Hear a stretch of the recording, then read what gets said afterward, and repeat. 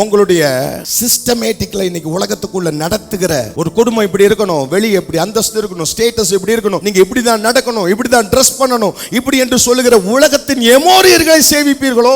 இப்படி சொல்லிட்டு யோசுவா முதல் முறை சொல்லுகிறார். முதல் முறை ஒரு மிகப்பெரிய ஒரு உடன்படிக்கை ஏற்படுத்துகிறார். அதே உடன்படிக்கை தேவ பிள்ளைகளாக நீங்களும் நானும் இந்த பகல் வேளை ஏற்படுத்த வேண்டும். உலகம் எப்படி போனாலும் என்ன, உலகத்தில் ஜனங்கள் எப்படி போனாலும் என்ன, நானும் என் வீட்டாருமோ என்றால் கர்த்தரையே சேவிப்போம். தேவ பிள்ளைகள் இன்றைக்கு அப்படிப்பட்ட உணர்வு, நானும் என் வீட்டாருமோ என்றால் கர்த்தரை சேவிப்போம். எங்களுக்குள்ள இருக்கிறதான குறை நிறைகளை நாங்க வெளியே சொல்ல மாட்டோம். வீட்டார் என்று சொல்லும் போது நீங்க உடனே வீட்டவே நினைச்சிடாதீங்க. வீடு ஒரு சின்ன பகுதி. எப்பொழுது வீட்டார்னு சொல்லும் போது இந்த சபை உங்களுடைய வீடு. இந்த நல்ல சபையை தேவன் உங்களுக்கு அங்கமாய் கொடுத்திருக்கிறதுக்காக கர்த்தருக்கு நன்றி செலுத்துறீங்களா? என்ன உங்களுக்கு தகப்பனாய் கொடுத்திருக்கிறதுக்காக நன்றி செலுத்துகிறா? எத்தனை பேர் ஏற்றுக்கொள்கிறீங்க? நீங்க வயசான பாட்டியமா வந்தாலும் உங்களுக்கு நான் தான் தகப்பன். பல முறை சொல்லுகிறேன், அப்பா எங்க இந்த நல்ல தகப்பனுக்காக நன்றி செலுத்துகிறேன்னு சொல்லுங்க. உண்மையாகவே உங்களுக்காக நான் பரிந்து பேசுகிறவனா இருக்கிறேன். எந்த சூழ்நிலையிலும் பரலோகத்திற்கு வந்து அடைய தேவன் நமக்கு உதவி செய்வாராக.